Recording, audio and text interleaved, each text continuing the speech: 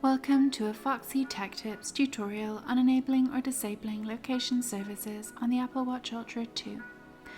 If you find this tutorial helpful, please consider subscribing to my channel and liking the video. Location services allow apps and websites to determine your location. When you change the location service settings on your watch, it will also change on your paired iPhone. Tap the digital crown to open the app menu. Then tap the Settings cog to open Settings. Scroll down the settings and tap Privacy and Security. Then tap Location Services.